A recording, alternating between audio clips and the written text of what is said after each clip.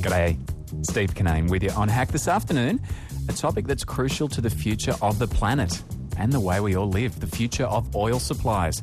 We're going to talk about peak oil, a phrase that refers to the stage when the world's oil reserves reach the peak of production. And many people are arguing, we're there now, we've reached the peak.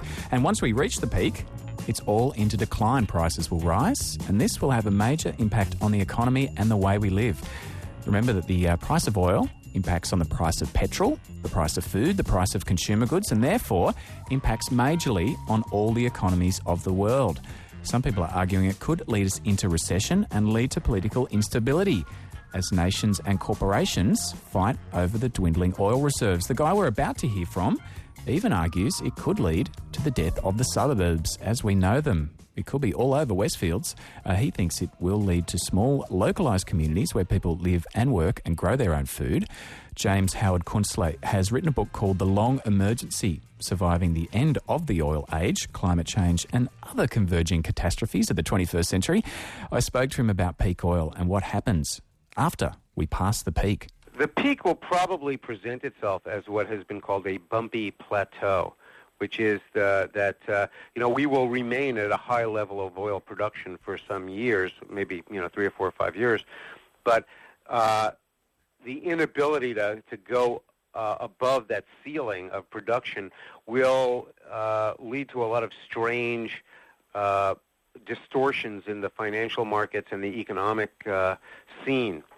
And that we'll see a lot of volatility in the price of oil.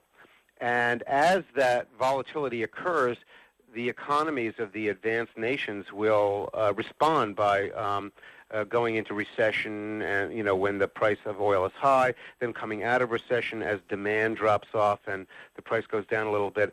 And so we'll see this bumpy plateau phenomenon. But ultimately, in 3, 4, 5 years, we will head down that depletion arc, at which point the world will produce like 3, 4, 5% less oil every year. And when that happens, the major implication is that industrial economies will start to contract in a very emphatic way.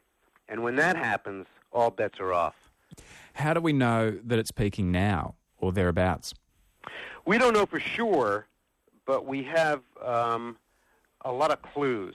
Well, first of all, the model for depletion, which was the Hubbard model, devised by M. King Hubbard, the geologist who predicted that the United States would peak in 1970, also predicted a global model and predicted that the world would peak somewhere between 1998 and the early 2000s.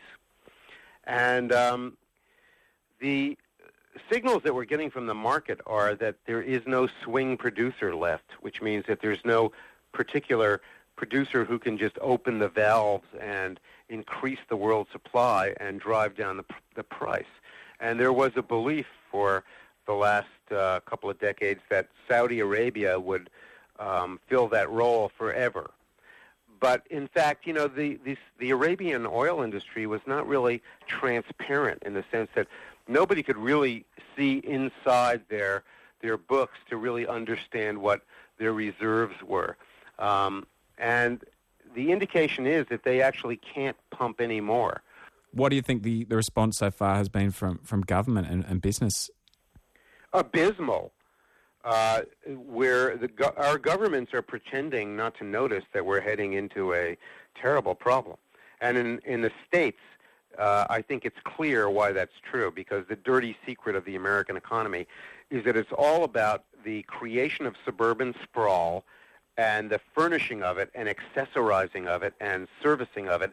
And if you subtract that from the American economy, there isn't a whole lot left anymore besides open heart surgery and fried chicken. We're talking to James Howard Kunstler. He's the author of a book called The Long Emergency, Surviving the End of the Oil Age, Climate Change and Other Converging Catastrophes of the 21st Century. Jim, that title of your book sounds like we should all slash our wrists or either that or just party hard, and it's a catastrophe matey. Coming up. Not at all, matey. No, a lot of people make the mistake of saying that I'm apocalyptic. And that's really, I think, misconstruing what I'm saying. a discontinuity or, a break in our accustomed practices and habits is not necessarily the end of the world. I think a lot of things are going to change in our life, but it isn't necessarily going to be the end of civilization or the end of the human race. So what should we do? Well, we need to prepare to live a lot more locally. We need to prepare to produce power closer to where we live, produce food closer to where we live, to reconstruct local networks of economic interdependency, exactly the kind of social and economic relations that were destroyed by the chain stores and the globalist kind of organizations. That is James Howard Kunstler, author of The Long Emergency, Surviving the End of the Oil Age, Climate Change and Other Converging Catastrophes of the 21st Century. Sonia Shah is a journalist and author. She's the author of the book Crude, The Story of Oil. Sonia, your response to what James Howard Kunstler was saying there, is he exaggerating about the nature of the problems and the possible consequences? I don't think he is. I mean, I don't entirely agree with his long-term scenario, but I do agree that we're definitely heading into a period of peak production, and it's going to be a bumpy plateau, like you said. But I think the other thing that he doesn't necessarily mention, which is maybe even more pessimistic, is that while all the good oil is gone, like the kind that's easy to get to and cheap to get to, that might be nearing a peak. There's still a lot of bad oil. There's still a lot of really dirty fossil resources that if we give the oil industry enough money and time, they're going to be able to develop technology that will allow them to get to it. So what's wrong with bad oil? Well, bad oil is things like what they now call unconventional oil resources, like oil that is buried deeply under the sea, under tens of thousands of feet of water. For instance, oil that's in the deep frozen Arctic, shale oil, which we have right here in Queensland, and tar sand oil, which is a huge, huge, huge amount of fossil resources. It's not regular oil. It requires lots of processing. It requires lots of expensive equipment to get to it, and therefore more messing with the environment. Exactly. Well, like tar sands oil, for example, in Canada, it's a huge stretch. There might be 2.5 trillion barrels of oil in there if they could get it out. It's really just sludge. It's like oil mixed up with dirt. So they have to add natural gas to it. They do all this stuff. But anyway, it ends up emitting 6 times more carbon dioxide than, say, producing a regular barrel of oil. Sonia, if we talk about the end of oil, people might just think mostly about petrol. But what else do we rely on oil for? Well, we rely on the byproducts of oil have pretty much penetrated almost every cranny of our society in different ways. I mean, from petrofertilizers to tar for all of our roads to all of our plastic products, which are, of course, based on petrochemicals, the byproducts that are left over after we take out the octane and the diesel and the stuff that we really, value most highly. All this other stuff's left over, and industry scientists have been really good about figuring out ways to use it, and all that stuff has penetrated nearly every market that we see today. So if we can't use oil for plastics, are we stuffed? Can we use anything to develop plastics that aren't oil-based? Well, that's a good question. I mean, I think they would be much more valuable. Like, we used to have plastic stuff before we found petroleum in great quantities. We had stuff made of rubber from rubber trees, or stuff made from horn products, or we used to make celluloid, which is a sort of natural plastic made from cellulose and vegetable oil. So we used to make stuff out of, plasticky stuff like that, but it would be much more valuable. Obviously, it's not the same as the huge flow of crude byproducts that we see coming out of refineries today. We're talking to Sonia Shah, the author of Crude, The Story of Oil, and we're talking about the future of oil. A lot of people are arguing that we've reached the peak production of oil, and this is going to have massive consequences for our future. Sonia, I got a few emails today to the Hack website. Tom sent a message saying he thought the US had 40 years' worth of oil buried somewhere. He'd heard a rumour about that. Is that the case? Well, I think they'd be really excited if that. Maybe he should call someone at the White House and tell them about this find. But no, I don't think that's true. There is a strategic reserve of petroleum that the U.S. has been slowly building up over the years. It's maybe 100 million barrels or something like that, but nothing around 40 years' worth. It's maybe a week's worth. So countries and companies aren't lying to us and storing stockpiles of secret supplies of oil?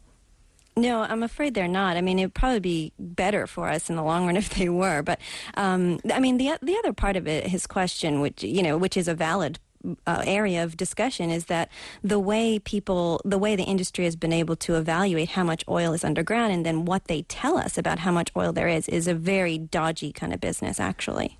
Another email, Nick sent me an email saying he'd heard a rumour that an engine was made that runs on water, but the petroleum companies bought it out. Is that true? Another interesting, that would just be a great development if we could run anything on water. We've Water turned you into a myth buster, a conspiracy theory buster. Well, water isn't an energy source, unfortunately, unless it's like falling off a cliff, and then we can use the hydropower. But there are cars that can run on hydrogen. That is something that car companies have developed, hydrogen fuel. It drips water. That's the byproduct. So maybe that's where his rumor came from. Is there a broader truth in there that petrol companies have done their best to ensure that alternative energies haven't got up?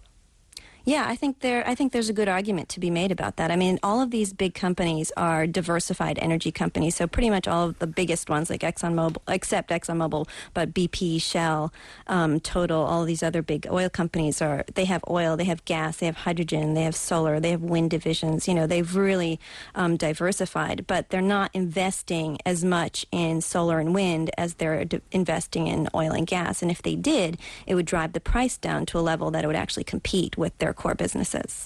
Now,